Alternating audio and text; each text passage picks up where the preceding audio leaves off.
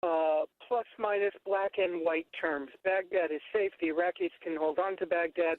It's not a problem, but ISIS is on the march. This is going to wind up being a question of what does it really mean when people talk about the possibility of ISIS taking Baghdad? Can they take an entire city of millions of people, hold on to it, and control it? Do they even want to do that? Baghdad is Shia. These are not people who support ISIS. This will be very tough going. But ISIS may be having a different strategy emerge. Lightning strikes, moving closer and closer, making forays against the airport, against the embassy area, against the city. They can cause a lot of havoc without having to go to all the trouble of, quote, taking the city. And the question on the table is, well, what is the U.S. going to do about it? Even if the president wanted to send ground troops at this point, ISIS is controlling such a large, vast amount of territory in Iraq, it's hard to see how ground troops could quickly roll them back. So, Candy, look, you are there in Washington.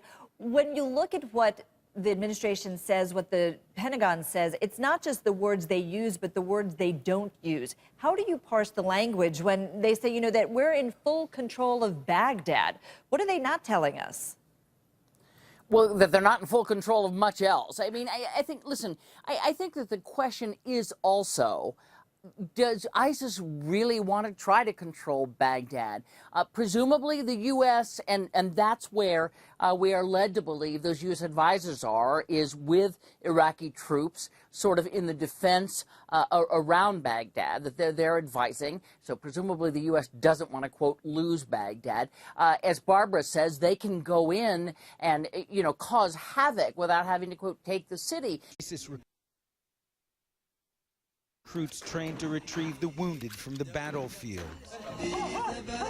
In a newly released propaganda video from the group entitled Blood of Jihad, it's clear ISIS doesn't lack for fresh recruits. The training includes religious instruction, mostly about the importance of fighting, killing, and martyrdom. Men like these could soon be part of the ongoing effort by ISIS to take all of Iraq's vast Anbar province, which extends to the outskirts of Baghdad. Officials in Anbar tell CNN they believe as many as 10,000 ISIS fighters have been sent from Syria and northern Iraq to Anbar to join the offensive. 2 months of coalition airstrikes in Anbar have targeted ISIS, but haven't halted its advances. Another video released by ISIS purports to show a downed drone. ISIS already controls 80% of Anbar. Saturday, ISIS forces surrounded El Haditha, the last remaining town fully under government control, and made further inroads into Ramadi. ISIS now holds almost every major population center in Anbar.